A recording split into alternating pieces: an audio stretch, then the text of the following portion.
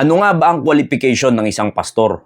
This is a true saying, if a man desired the office of a bishop, he desired a good work. Nabasa natin dyan yung office of a bishop at makikita natin dyan kung ano yung mga qualification pag ikaw ay may desire sa office of a bishop. At ano nga ba ang bishop? Ang Greek word ng bishop ay episkopos na ang meaning ay overseer. Take heed therefore unto yourselves and to all the flock over the which the Holy Ghost hath made you overseers to feed the church of God which He hath purchased with His own blood. At nabasa natin dyan yung word na overseer upang pakanin ang iglesia ng Diyos. Hindi lang para pakainin ng church ng salita ng Diyos, kundi para ingatan din ang buong kawan. Now, ang nagpapakain ng salita ng Diyos sa atin ay ang pastor at siya rin ang nag-iingat sa atin at siya rin yung overseer. Now, balik tayo sa qualification ng isang pastor. A bishop then must be blameless, the husband of one wife, vigilant, sober, of good behavior, given to hospitality, apt to teach. At malinaw dyan, isa sa qualification ng isang pastor ay husband of one wife. Hindi po sinabi dyan na wife of one husband. At malinaw po dyan, ang pinatutungkulan dyan ay lalaki, asawa ng isa lamang babae. One that ruleth well his own house, having his children in subjection with all gravity. For if a man know not how to rule his own house, how shall he take care of the church of God?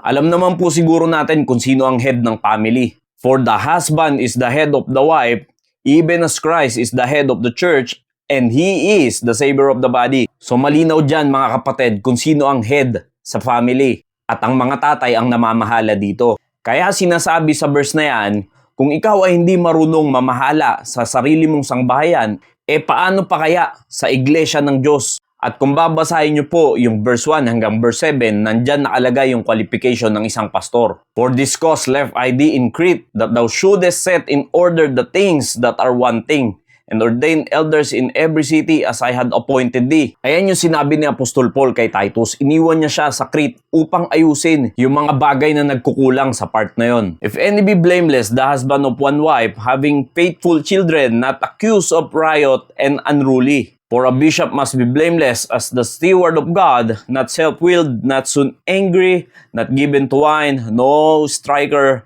not given to filthy lucre. Dapat ang isang pastor ay walang kapintasan at asawa ng isa lamang babae.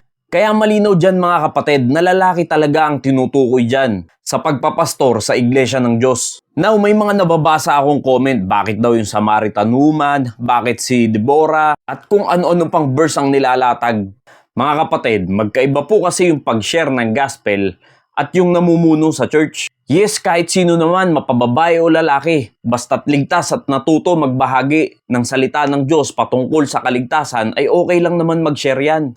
Dahil ang pinag-uusapan po dito ay church. At ang church po ay hindi yung building, kundi yan ay binubuo ng mga taong believers. At yan, malinaw mga kapatid, ang pinahihintulutan lang magpastor sa church ay lalaki at hindi po babae. Pero pagdating sa pag-share ng gospel sa labas at sa ibang tao at sa mga kamag-anak nila, wala pong problema yan as long na alam nila i-share ang gospel. Dahil merong mga pagkakataon, halimbawa isa lang ang babae sa inyo at 5 kayong lalaki, at kayo ay nagsosoul winning, sinusuyod nyo yung mga bahay-bahay.